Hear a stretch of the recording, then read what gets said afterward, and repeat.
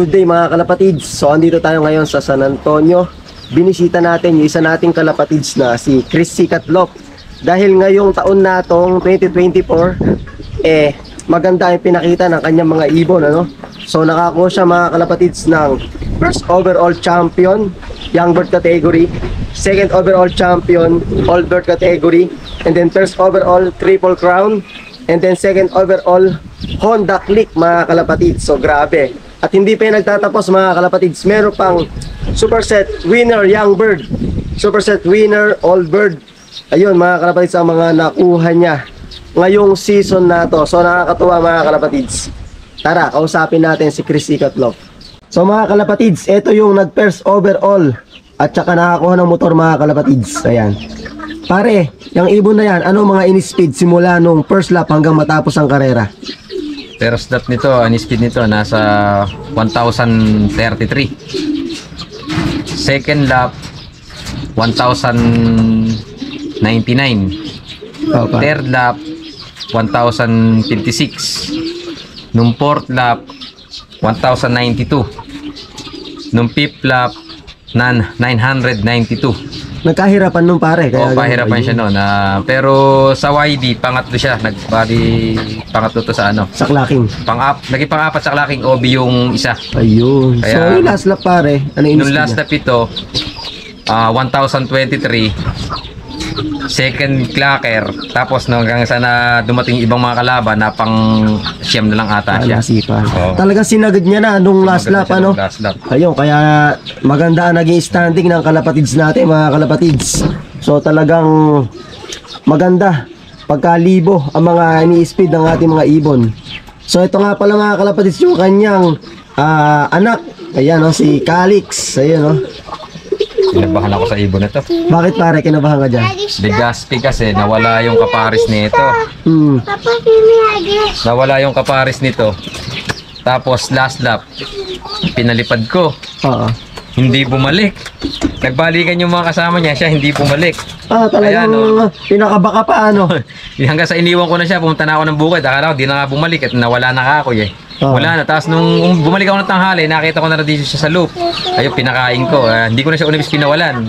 Hanggang sa ikarga ko na lang siya. Medyo pinakabaka pa. So ibig sabihin, hinanap niya yung kaparis niya. Oo, hinanap niya yung kaparis niya. Buti din nakapababa, ano? Ang ginawa ko na lang, nilagyan ko siya ng 3 kak. Ayun, siya na lang namili. Pumares. Oo, tapos ayaw pa rin yung pumares. Nung biyernes na ng loading, mga 10:30, nakita ko, pumares siya rito sa fourth overall ko. Fourth overall yan. Oo, pumares sa fourth overall ko, kapares ng isa nating ibon na nakalipad din dito. Tinanggal ko yung pumapares na isa ron, silang pinagsama ko. Ayun, nagkaroon siya ng motivation. Nagkaroon siya ng motivation. So kung makikita nyo yung ibon mga kalapatids, napakaliit. Ang liit niya. Ibon lang siya. Hen siya, hen. Hen, no? Napakaganda mga kalapatids. Tapos yung pakpak niya hindi ganun kahaba. Tapos talagang parang apple body siya mga kalapatids. Ayan, no? So sa ibon na ngayon yan pare, mang-stock na siya talaga, ano? Oo, stock pwede na siya. nang gamitin to pagka mga future breeder, ano? Darting, pero magaling yung linyada ng mga ibon na to.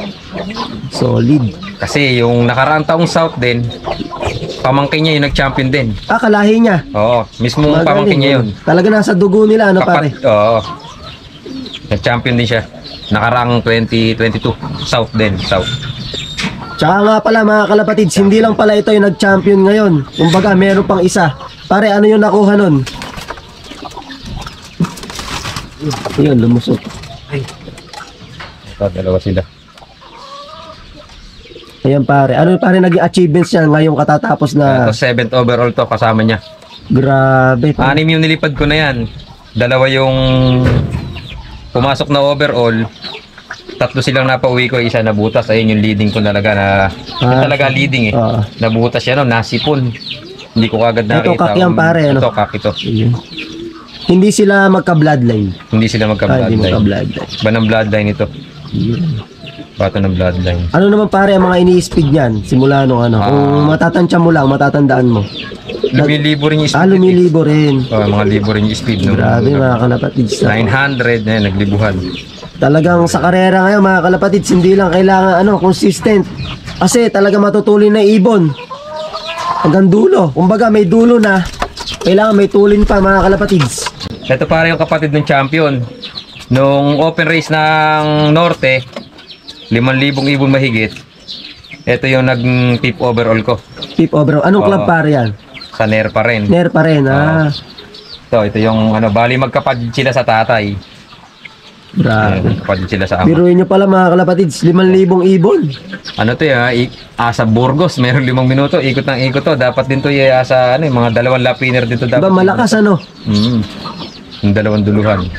Grabe. Yung ibon na to. So dito nga mga kalapatids, sa isang club namin sakop yung Tarlac City.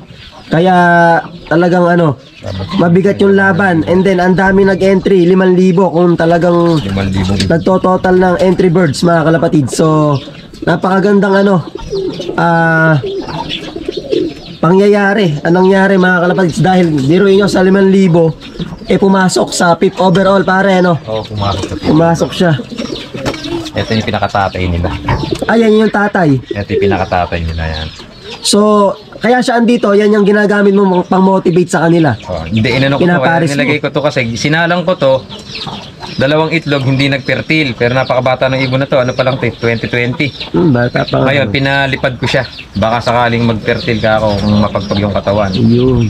Pinarouting ko siya. Grabe. Itong tinetesting ko muna. Kaya hindi siya nasala ngayon. Checkered ano, tapos Puro multiple winner to ng mga pooling. Pooling winner pooling to. winner ano. Pooling winner to nung Dami na nakaraan. pala hinakot niyan. Maraming hinakot ito sa pooling itong ibon na to. Gano'n ini-speed niya pare? Pagka Aba, sumasabay to pare. Pag may nag-1-3, magwa-1-3 din siya. grabe pala. May motivation na yun, wala pa. Meron. Meron na din. So, napakalaking tulong pala nun, ano? Nag-contender din to nung labanan Kaya lang, iniwan ko siya noon. Hindi nag-clock nung last. Hindi nag-clock. Hindi siya nag-clock. Hindi nag-clock. Kapatid ko na lang nag-abang nun. Kung umalis ako nun So, sa ngayon, breeder na rin siya. Ayan, breeder na. Ito pa report overall. Anong taon yan pare? Mukhang maedad na siya Nung nanalo siya.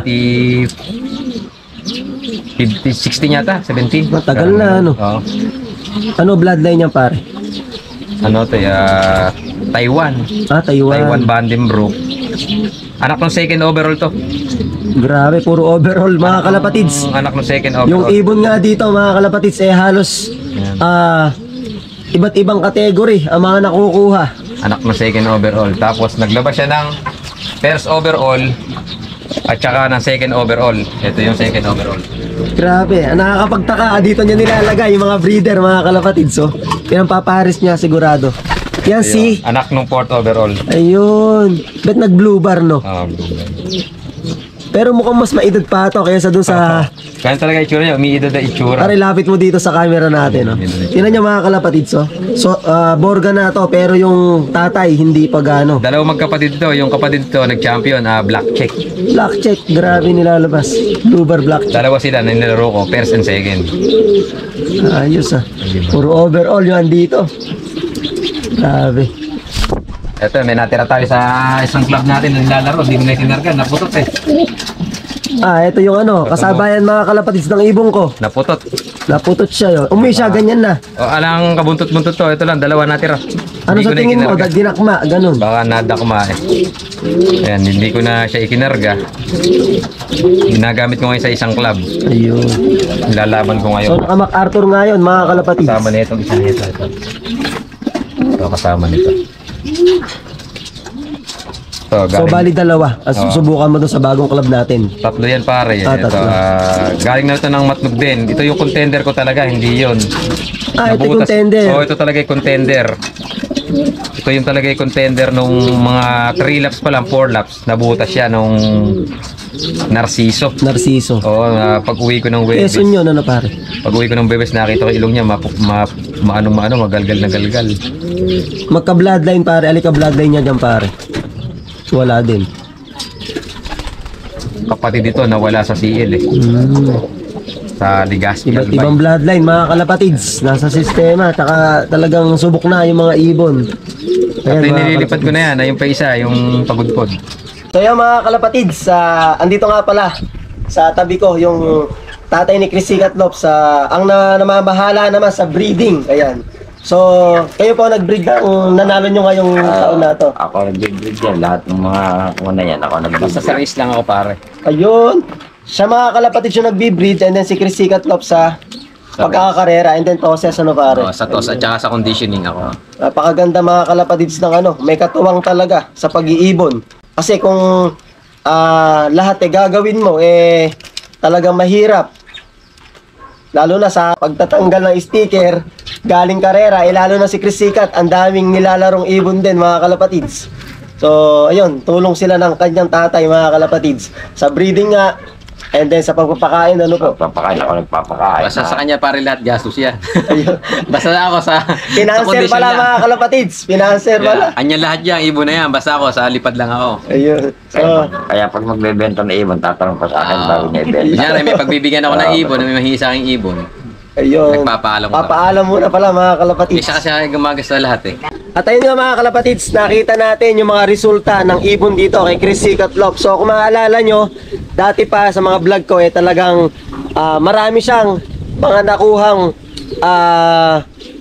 achievements dito sa larangan ng pigeon racing mga kalapatids.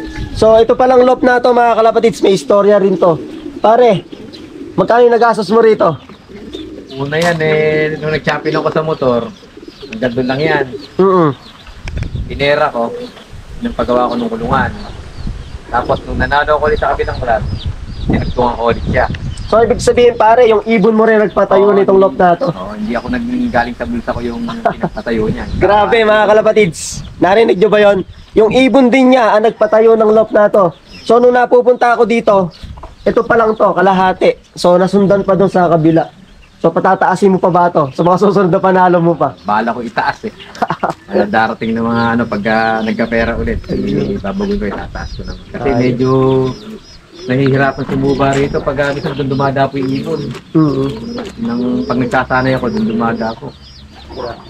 Kaya napakatatag mga kalapatids. Nung nasa loob kami, magandang materyales yung ginamit. Lalo na sa flooring talagang. Wala siyang di siya lumulundo. Ayan o. And then ito naman yung niya, mga istaka niya mga kalapatids. Andito yung mga overall, mga ginagamit niya, mga ibon na matatagal na nananalo. So dito niya ini-stack. Cock and hen ba to pare? Kak lang yan. Kak, puro kak. Ito, puro kak lang pala ito mga kalapatids. So, sineperate lang niya. Nung nanalo ako sa Kalapate, binili ko yung kulungan na to. Ayan. So itong breederan na to mga kalapatids, nabili rin niya kay Renren Herbacio. Kapitbahay lang niya dito. So nakita nyo na rin siya sa vlog ko na i-content natin siya dati. Siya yung nanalo sa NER pa rin, pare? Sa ano yun? Sa CN. CL pala, sa CLRPC. CN. So nagpahinga yung tao, nabili niya itong breederan. Ayan, napakalaki, napakaganda. Preskong presko yung ibon. Ayan So yun mga kalapatids, tatanungin natin si Chris Sicatlop.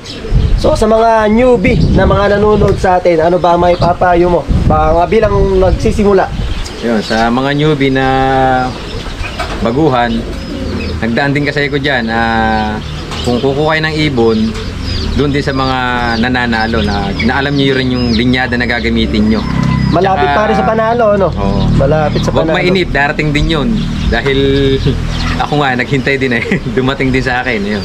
Ayun, napagdaanan pala niya yung Pinagdaanan ko rin yun. yung mga mapapait na mga karanasan mga kalapatids. Kumuha rin ako sa mga nananalo na kalapatids natin. Yun. Baga, nag-invest ka rin pare. nag-invest din ako. Ayun. So, ayun nga mga kalapatids. Tama namin sinabi niya. So, malapit sa katotohanan pagka kumuha tayo sa mga nananalo na katulad niya sa iba't iba. Kung saan nyo gusto na kumuha. So, mas malapit. And then, sipag at tiyaga, Maraming magagaling na puncher na pwede nyong kuhanan. Tsaka talaga mga kalapatids, dito sa Nueva Ecija talagang mas gumaganda palalo yung palaro. Ang daming club na nagbukas na talagang yung papremyo is nagmimilyona na mga kalapatids talaga dito. Ang hirap na rin kalabanin. Marami na magagaling mga kalapatids. Ang tutulin ng mga ibon, lalo na si Chris Sicat. Yan, yung mga gustong kumuha ng mabibilis na ibon, mga pamuling, grand pooling. So, pwede nyo siyang message. Lalagay ko yung kanyang Facebook account dito sa ating screen. Ayan. So, hanggang dito na lang mga kalapatids. Maraming salamat sa pagsama sa araw na to. So, Chrissy Catlop, congratulations ulit pare. Salamat. First overall, ngayong 2024, ang ganda ng pasok mga kalapatids. Maraming salamat.